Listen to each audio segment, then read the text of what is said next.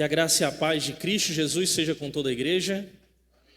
Amém. Louvado seja o Senhor pelo privilégio de estar com os irmãos nessa noite, nesse dia, poder compartilhar um pouco da palavra de Deus com os irmãos. Como a irmã Ariadne disse, já estive aqui uma ou duas vezes, não me recordo. Eu lembro do seminário da família, eu acho que teve outra ocasião. Teve ocasião, não foi? Com os jovens. Então essa é a terceira vez com os irmãos já, e é sempre uma alegria atender o convite, né? Então eu louvo a Deus, agradeço pela confiança, né, depositada nesse servo inútil, servo que vos fala, que o nome do Senhor seja mais uma vez glorificado. Eu peço aos irmãos que abram novamente no texto que nós acabamos de ler, da carta de Paulo aos Filipenses. Carta do apóstolo Paulo aos Filipenses.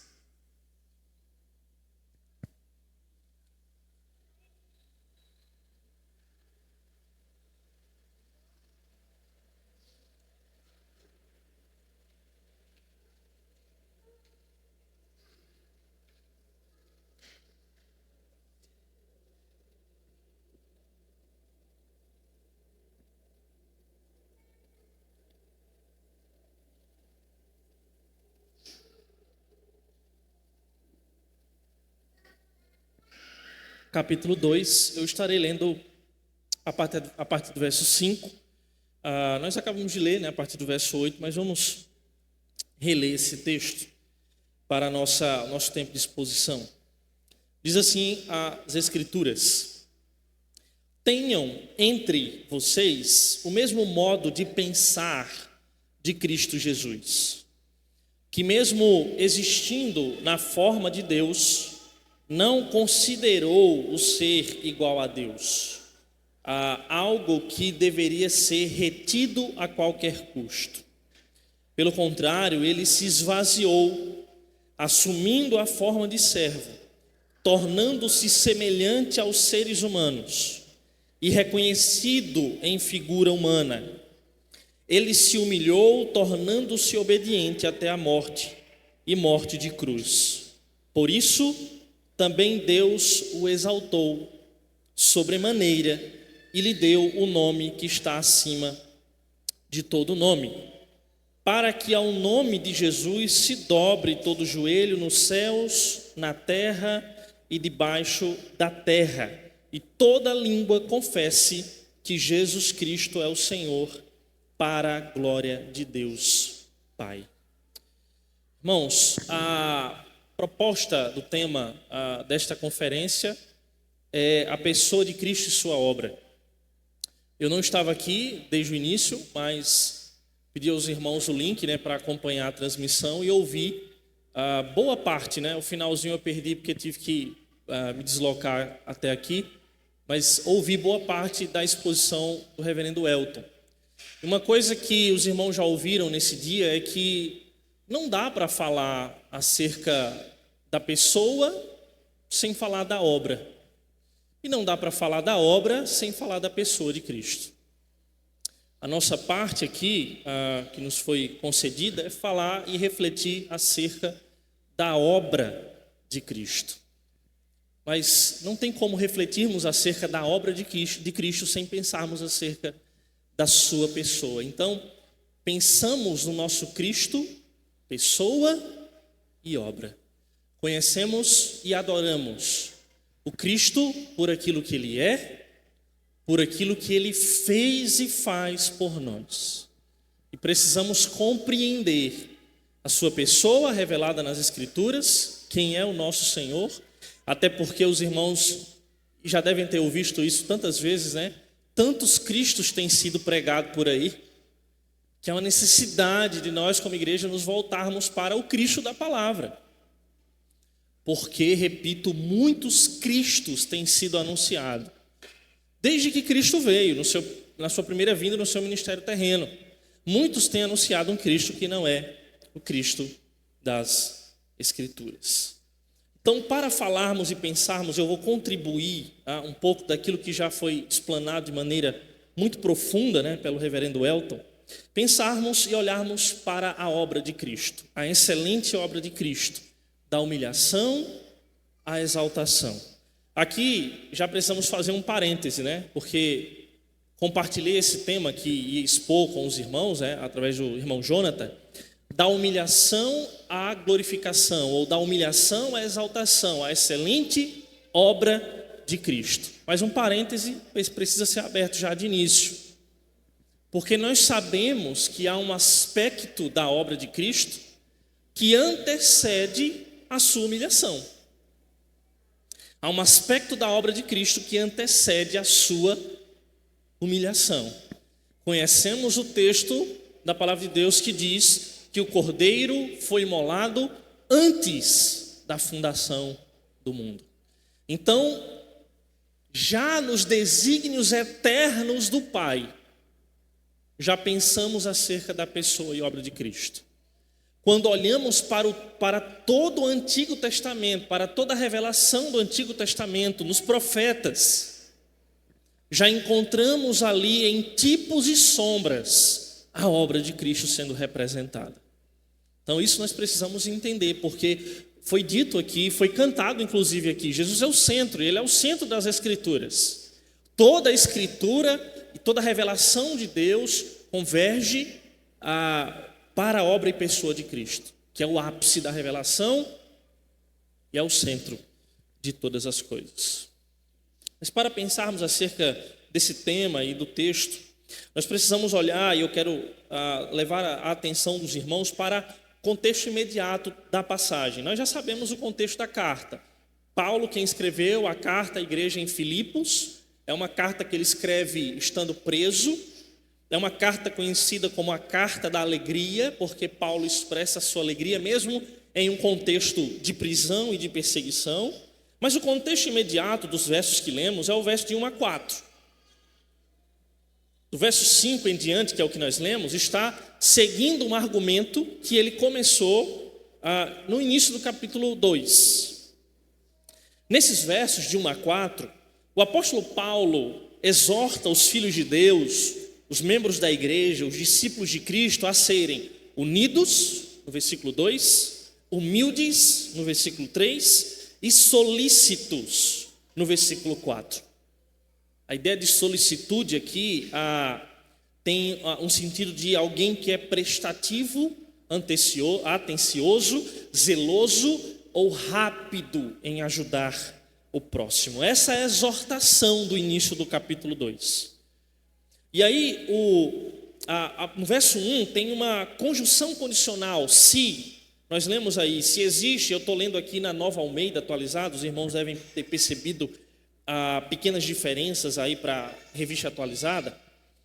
E aí tem no verso 1, uma conjunção condicional, se, que aparece algumas vezes.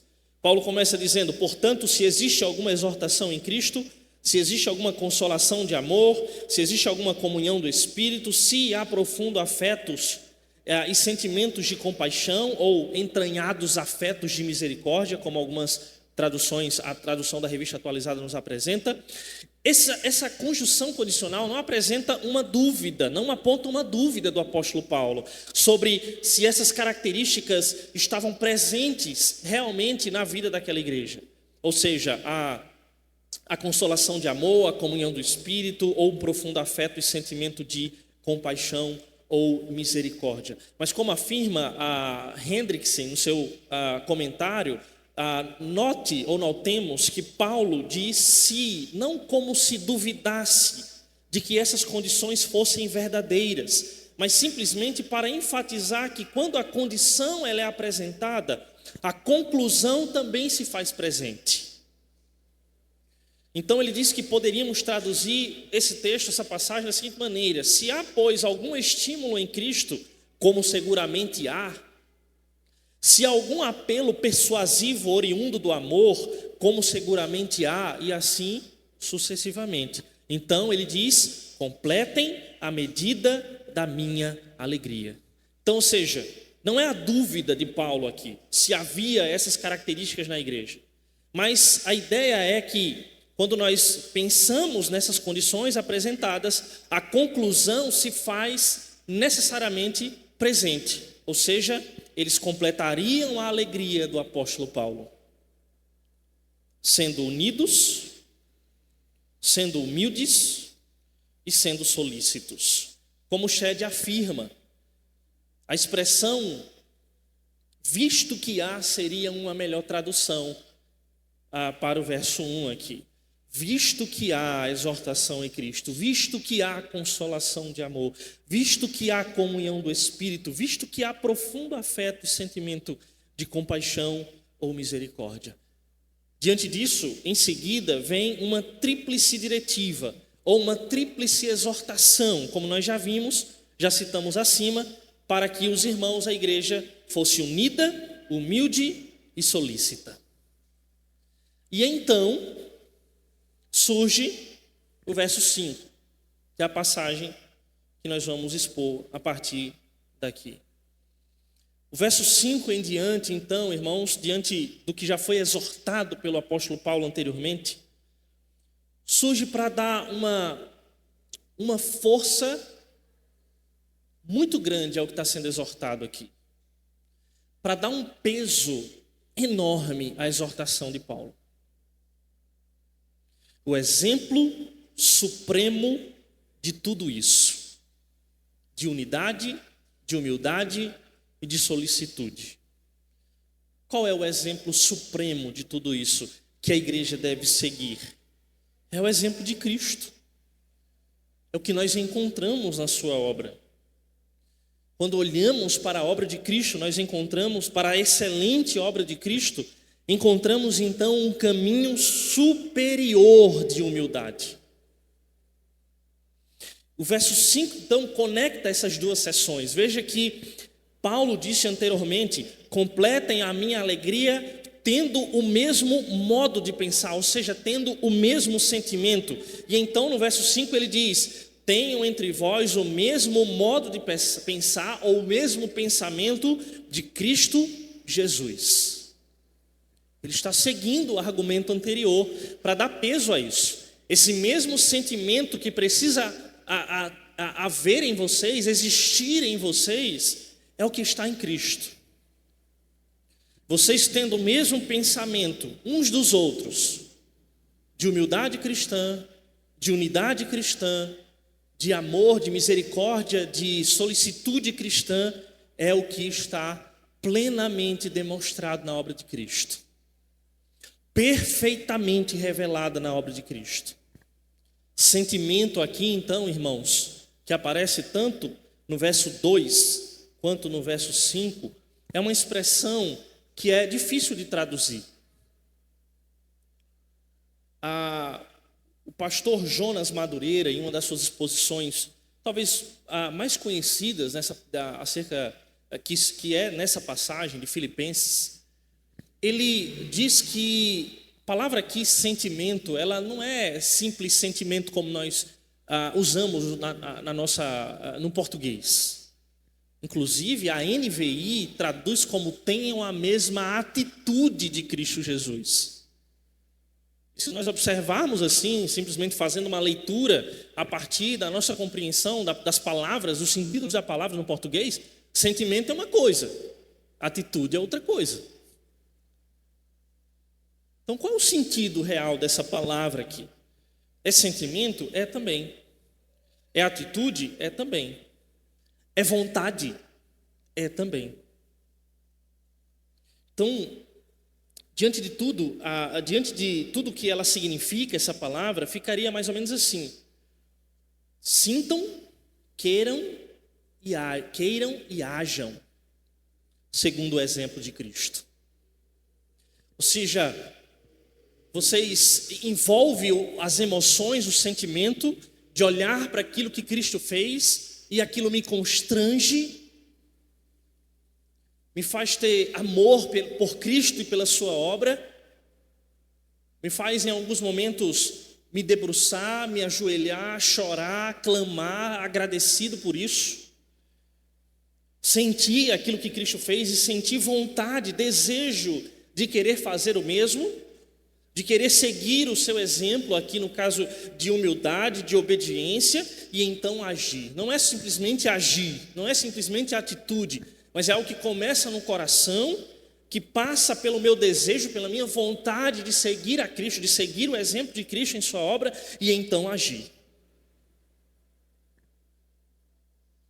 Ter a vontade de agir, a consciência de que agir assim é o certo. Aqui então, irmão, já vemos uma aplicação poderosa. E o reverendo Elton falou sobre isso aqui. As razões de nós estudarmos a cristologia, né? A pessoa e obra de Cristo. Por que nós estudamos a cristologia? Então nós devemos aprender sobre a obra de Cristo não somente para entendermos o que Ele fez por nós. E isso é maravilhoso. Isso nos leva a adorá-lo de todo o coração, entender aquilo que Ele fez por nós, o valor da cruz, o valor do seu sacrifício. Mas não somente isso, nós devemos aprender sobre a obra de Cristo para encontrarmos nessa obra o grande exemplo de como devemos viver para a glória de Deus. O excelente exemplo, o supremo exemplo daquilo que devemos ser e viver. Alguém pode perguntar, mas diante de tudo aquilo que eu aprendi já na igreja, né, na minha caminhada cristã, não sei quantos anos de caminhada cristã você tem, não sei quantos anos de fé você tem, o que é mais importante saber? O que é mais importante fazer? O que é mais importante, irmãos, é ser como Cristo. É o que é mais importante. Tudo se resume nisso. Crer em Cristo, amar a Cristo, entender, conhecer a Cristo, conhecer o Pai.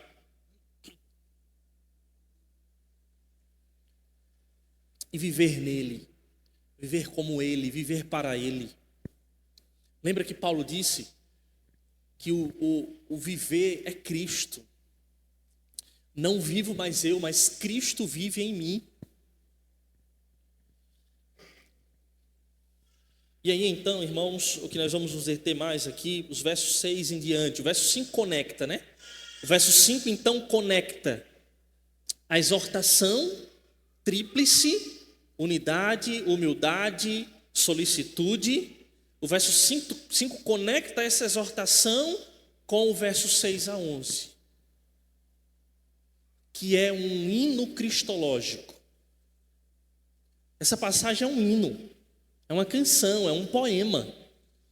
Alguns estudiosos falam que é um poema, ele é escrito de uma forma poética, mas muito provavelmente é um cântico primitivo. É um hino da igreja primitiva, um hino cristológico, que pode ser dividido da seguinte maneira: 6 estrofes. As 3 primeiras, versos 6, 7 e 8, celebram a humilhação de Cristo. As 3 últimas, versos 9, 10 e 11, celebram a exaltação. Por isso, estamos refletindo sobre a excelente obra de Cristo, da humilhação à exaltação. As 3 primeiras estrofes, ou seja, a primeira parte desse texto, João Calvino então dividia assim, né, em 2 partes. Essa primeira parte, que são essas 3 primeiras estrofes, também dizia isso, celebram a humilhação de Cristo, e as 3 últimas celebram a exaltação.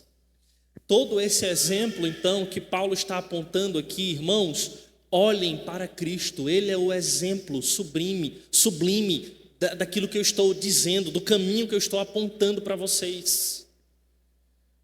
E aí todo esse exemplo é apresentado em toda a sua obra. Não em parte da sua obra, mas em toda a sua obra. E então o apóstolo Paulo apresenta que obra é essa? Para servir de norte, caminho, exemplo para nós e para aquela igreja. Os versos 6 a 8, então, celebram a humilhação de Cristo. Ele usa uma expressão aqui curiosa. Ele diz, depois de dizer, tenham o mesmo sentimento, o mesmo pensamento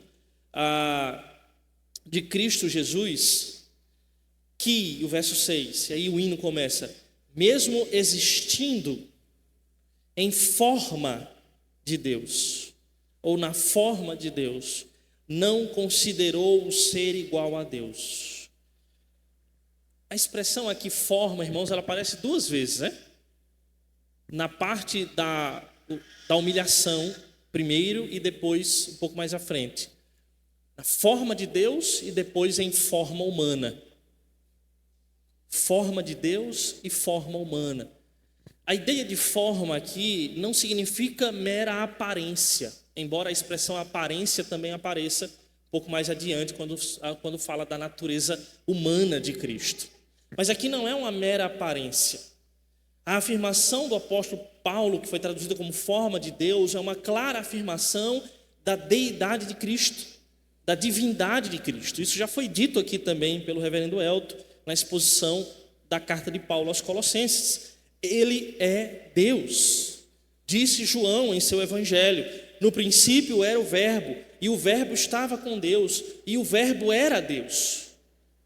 Ele estava no princípio com Deus. E o próprio Jesus afirmou, isso foi registrado também pelo evangelista João, no capítulo 10, verso 30, eu e o Pai somos um. Então o que Paulo está dizendo é que Cristo, sendo Deus, em sua humilhação, não considerou o ser igual a Deus, algo que deveria ser retido a qualquer custo. A ideia nas traduções da Revista Atualizada, a ideia de usurpar esse direito. A palavra usurpação significa aqui um saque por julgar algo um prêmio. Então é a ideia aqui de que eu mereço isso é meu. Então não, mas não é seu agora. Não, isso é meu. E eu tenho que reafirmar isso. Sabe, uma pessoa insegura, que a todo momento tem que afirmar quem ele é diante das pessoas, ou ser afirmado pelas pessoas. Na obra de humilhação, Cristo não usurpou esse direito, não julgou esse direito um prêmio. Por exemplo, quando nós olhamos para as mitologias da história, os deuses das mitologias são inseguros, precisam afirmar e reafirmar a sua divindade. Ou pense nas ficções, os deuses que aparecem na ficção, no cinema, nas obras, na literatura. E aqui, irmãos que já me conhecem, já me ouviram mais tempo, né, sabem que sempre tem uma ilustração do mundo nerdístico, né, ou do cinema e tal. Eu só lembrava quando eu pensava aqui no Loki. Eu sou um Deus! E o Hulk pega ele pela perna e ele termina lá, sem ar no chão. Então essa é a ideia que eu tinha na mente aqui quando eu refletia sobre essas coisas. Eu sou um Deus. Imagine um Cristo assim, né? Pilatos dizendo, né? Você não sabe que eu tenho liberdade para lhe soltar, para lhe matar aqui? E ele até reafirma, né? Você não teria essa autoridade se do céu não lhe fosse dado. Mas veja a humildade de Cristo. Ele não disse, eu sou um Deus. Ou diante das pessoas, quem vocês pensam que são? Eu sou um Deus. Eu sou um Deus. E essa expressão, irmãos, ele não usurpou o ser igual a Deus, faz um contraste entre Adão e Cristo. Percebe como há um contraste aqui entre Adão e o segundo Adão? Quem afirma isso é Shed. Adão, desejando ser como Deus, Gênesis 3:5, quis usurpar esse lugar através da sua desobediência.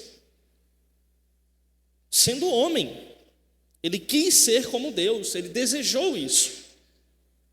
Na matéria da tentação, nas palavras da tentação, tinha isso. Vocês serão como ele. Quando vocês comerem, vocês serão como ele. Isso brilhou aos olhos de Adão e Eva. Nós queremos ser como Deus. Já Cristo, segundo Adão, já existindo em forma de Deus, ou seja, lembra, não como a aparência de Deus, mas sendo Deus, em vez de explorar a sua posição, ele escolheu o caminho da humilhação, o que levou até a horrível morte de cruz, sendo por isso proclamado Senhor, que nós vamos ver no decorrer da exposição.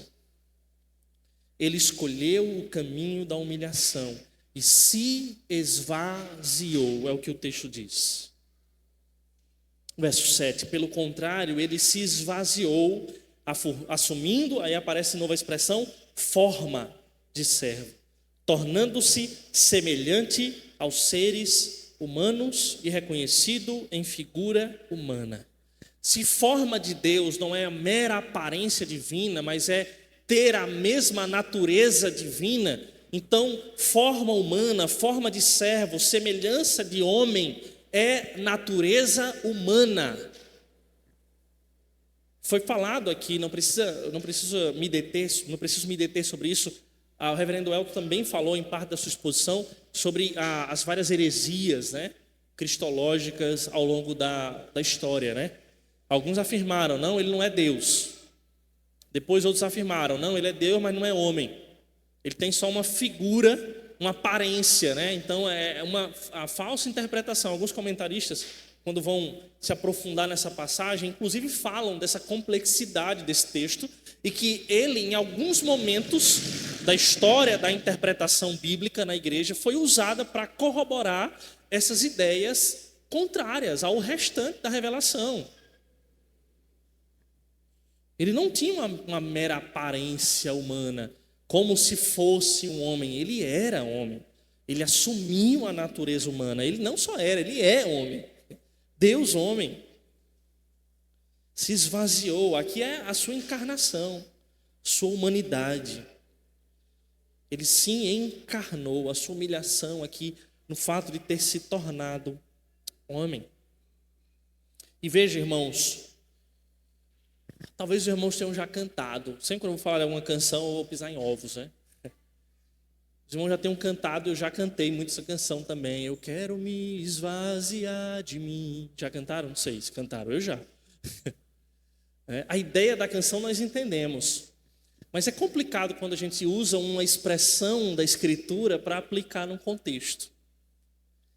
Porque aqui a ideia de esvaziamento, essa ideia, irmãos, que aqui nessa nossa exposição não dá tempo a gente se aprofundar tanto, né, nessas expressões que aparecem aqui. Mas o esvaziamento de Cristo é uma doutrina profunda, difícil de compreender.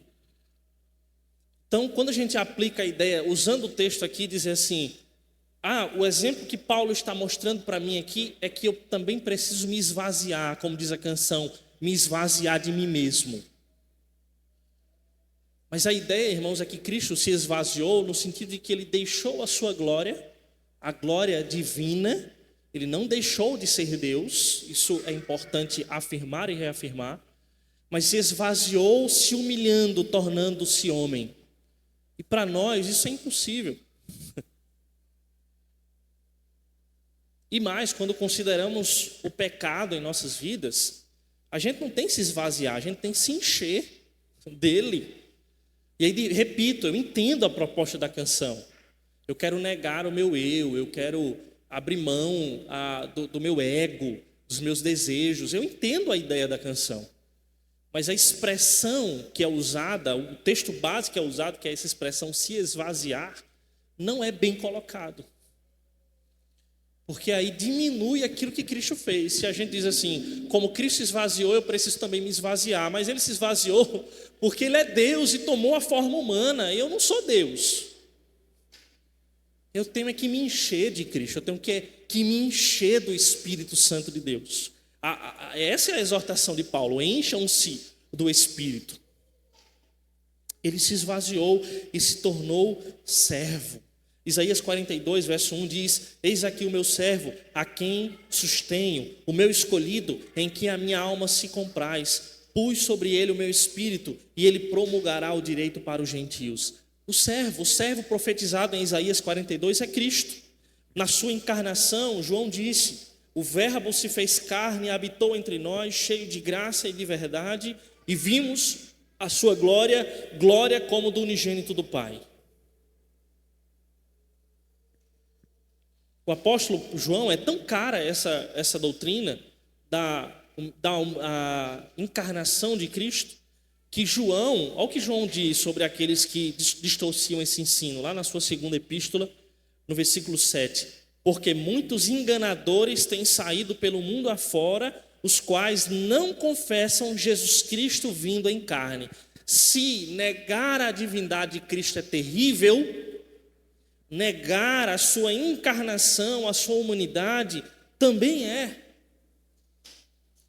Ele diz, assim é o enganador e o anticristo. Esse ensino é anticristão. Negar que Cristo verdadeiramente veio em carne. Forma de servo, semelhança de homem. Ele não parecia um homem, ele se tornou verdadeiramente homem.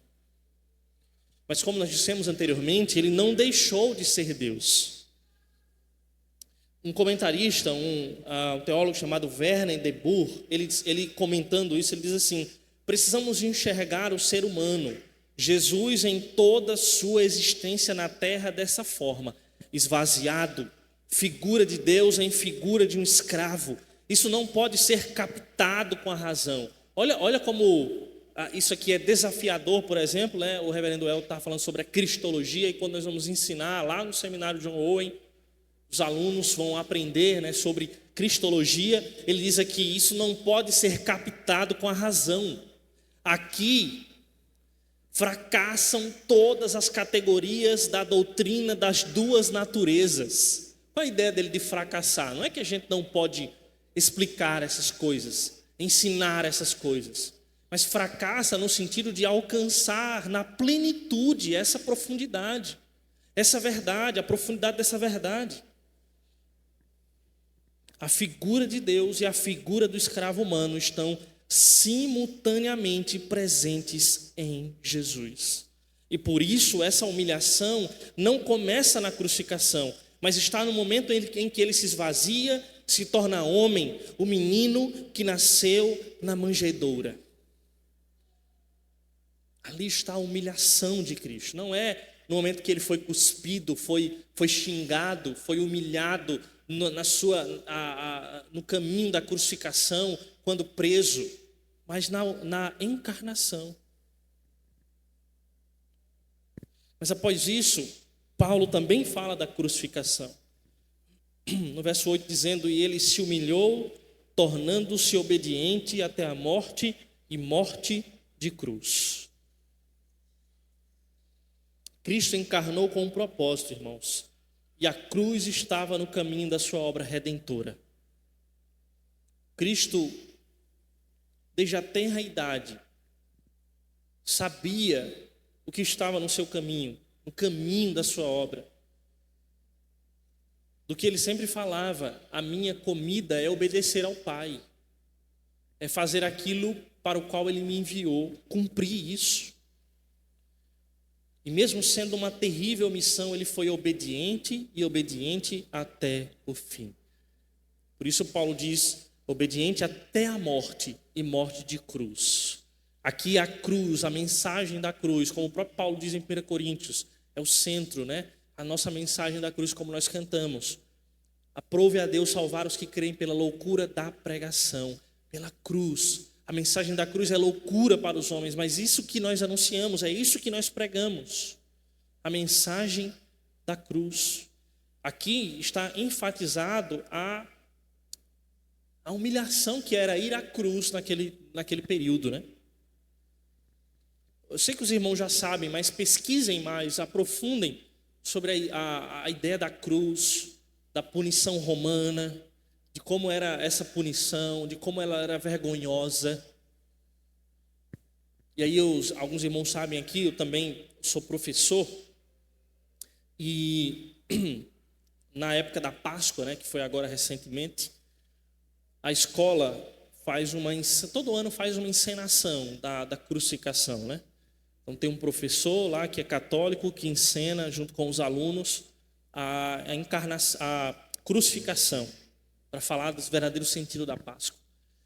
E aí depois de fazer, ele chegou na sala e disse assim, tinha alguns alunos que estavam com vergonha, né, por causa das vestes, porque tem o Jesus e tem os dois ladrões, né? E aí ele coloca um tecido, né, um tecido branco assim, mas os meninos ficaram sem camisa, né? E aí ele dizendo, alguns meninos estavam com vergonha e tal, ficar assim lá na apresentação e etc.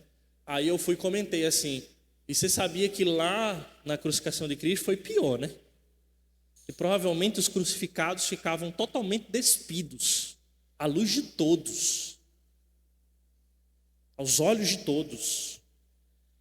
Então era uma humilhação. E Paulo aqui enfatiza, ele foi obediente até a morte, e morte de cruz. Como um prisioneiro ele foi morto. Como um condenado ele foi morto. Condenado por crimes.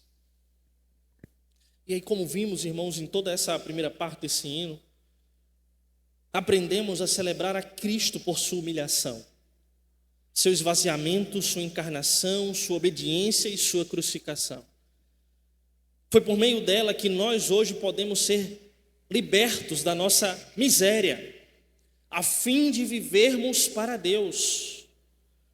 Por isso falamos inicialmente, nós precisamos aprender sobre isso para saber o que Cristo fez por nós. Ele nos libertou da nossa miséria, a fim de agora vivermos para Deus. Mas não somente isso, aprendemos a seguir o exemplo de Cristo na humilhação e obediência ao Pai. Assim como eu fiz, ele diz, façam vocês também. E Paulo então escreve a segunda parte desse hino, que nos ensina a exaltar, a glorificar a Cristo pela sua exaltação. Verso 9 em diante ele diz, por isso também Deus o exaltou sobremaneira e lhe deu um nome que está acima de todo nome. Olha a expressão que abre essa parte. Deus o exaltou sobremaneira. Onde? Na ressurreição e na sua ascensão aos céus. Atos 2, 32 a 33, nós lemos o seguinte, a este Jesus Deus ressuscitou, do que todos nós somos testemunhas, exaltado, pois, à destra de Deus, tendo recebido do Pai a promessa do Espírito Santo, derramou isto que vedes e ouvis. Aqui é o apóstolo Pedro explicando o que estava acontecendo no dia de Pentecostes. Deus ressuscitou, todos nós somos testemunhas, e então exaltado, pois, à destra de Deus, recebeu do Pai a promessa do Espírito, que foi derramada agora em vossos corações. A ressurreição e a exaltação do Senhor é a resposta do Pai à sua obediência filial. A ressurreição e a exaltação é o amém do Pai ao estar consumado do Filho, diz Russell Shedd. E então, o texto continua e diz, Deus o exaltou sobremaneira e lhe deu o nome que está acima de todo nome. Com que finalidade? Para que ao nome de Jesus se dobre todo o joelho, nos céus e na terra e debaixo da terra, e toda língua confesse que Jesus Cristo é o Senhor, para a glória de Deus Pai. Qual é o nome que está acima de todo nome? Que Paulo diz aqui, descrevendo esse hino cristológico primitivo, que Deus o exaltou e lhe deu o nome que está acima de todo nome. Este nome é Senhor. Este nome é Kyrios, no grego. Esse nome não é um simples nome, Senhor, que nós usamos até em outros contextos, mas é a ideia do título de Cristo. Porque os textos do Novo Testamento que citam o Antigo Testamento, citam passagens do Antigo Testamento que era em hebraico, que estava lá Senhor, O nome impronunciável de Deus, naquelas passagens que são citadas no grego do Novo Testamento, a expressão Senhor é traduzida por Kyrios no grego e aplicada a Cristo em todo o Novo Testamento. É a esse nome que todo joelho será dobrado e toda língua confessará. Toda língua confessará este nome. Veja o que o texto está dizendo. Toda língua confessará que Jesus Cristo é Senhor. E esse é o nome que está acima de todo nome. Exaltado, glorificado, acima de tudo e acima de todos. Todos um dia estarão diante de Jesus Cristo, do trono. O Deus homem, Messias encarnado, Filho de Deus. Verão Ele em toda a sua glória, verão Cristo em todo o seu esplendor, voltando nos céus, nas nuvens, com toda a sua glória. E então, isso é uma profecia bíblica. O confessarão, e aqui é importante dizer, não todos como Salvador, mas todos confessarão Cristo como Senhor de tudo. Uns para a condenação, outros para a salvação. Isso a gente precisa entender, irmãos. Que embora as pessoas hoje zombem quando você prega o Evangelho, anuncia a Cristo, zombem de você dizendo, olha o tanto de tempo que você está perdendo sendo crente, poderia estar desfrutando a sua vida aqui fora. Mas ser crente é um negócio chato, né? Esse negócio de servir a Cristo nem existe. As pessoas zombam, as pessoas não se dobram, não se curvam, não reconhecem Cristo como Senhor. Mas um dia todos confessarão. Um dia todo joelho será dobrado. Alguns dirão, eu esperava tanto por esse momento, Senhor. Mas outros vão dizer, ai de mim, né? Mas se dobrarão, porque verão a glória de Deus, estarão diante do trono. Dirão, ai de mim, e o Senhor dirá, eu não vos conheço, apartai-vos de mim. Nessa segunda parte do hino, então, aprendemos que devemos glorificar a Cristo, porque Ele foi exaltado acima de tudo. Nós somos chamados, irmãos, a reconhecer a sua majestade hoje, e não somente naquele último e grande dia. Nisso aprendemos, irmãos, a ter fé e confiança que, embora enfrentemos ainda no presente muitas mazelas oriundas do pecado, um dia também seremos glorificados com Ele. Assim como Ele ressuscitou dos mortos, nós também ressuscitaremos juntamente com Ele. Assim como Ele foi glorificado, nós também seremos glorificados. E assim como a primeira parte do hino nos apresenta o exemplo de Cristo da humilhação, esse exemplo da humilhação é o caminho para a glorificação da igreja, dos crentes.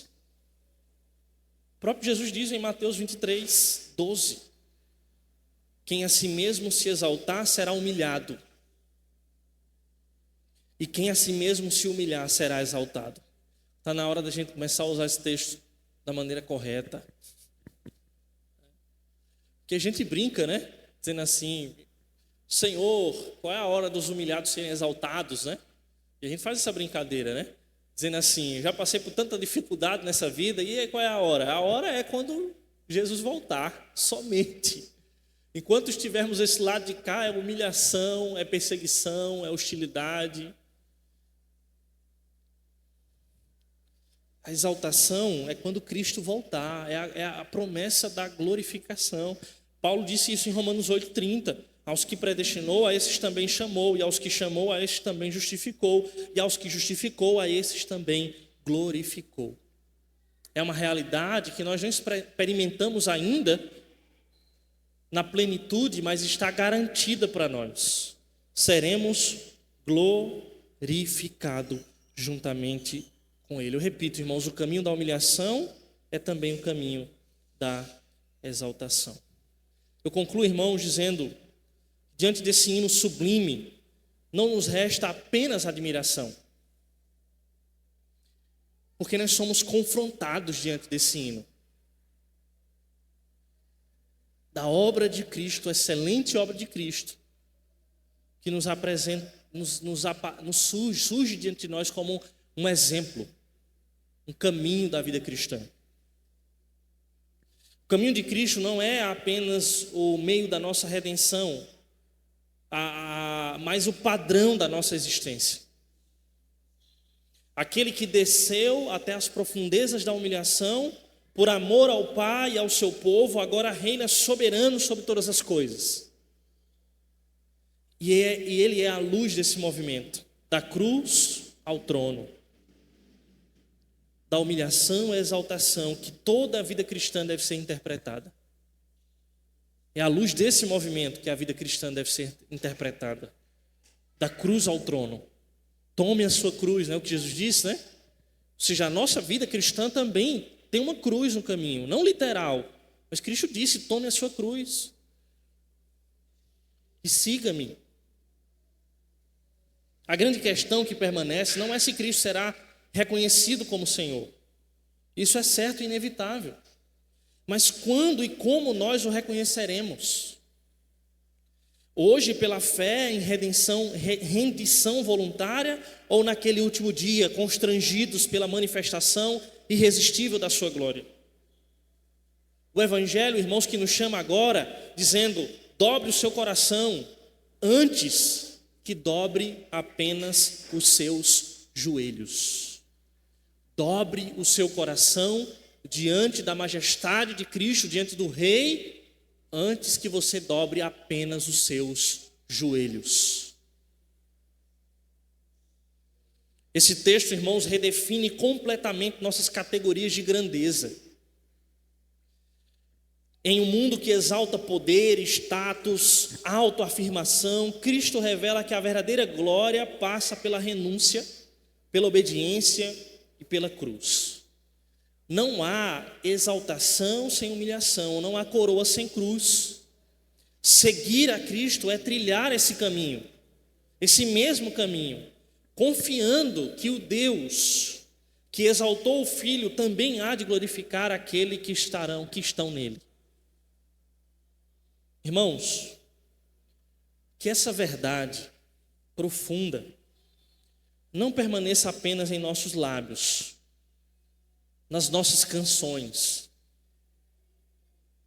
mas que ela governe nossos afetos, que essa verdade molde nossas vontades e que ela guie e dirija as nossas ações, que tenhamos em nós, como diz o próprio Paulo lá em Coríntios, que tenhamos a mente de Cristo.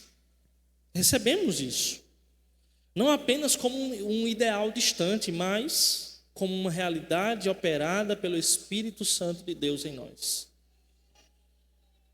Que então, vivendo para a glória daquele que foi humilhado e exaltado, antecipemos já no presente o grande dia em que toda a criação proclamará em uníssono: Jesus Cristo é Senhor, para a glória de Deus Pai. Amém e amém. Vamos orar mais uma vez?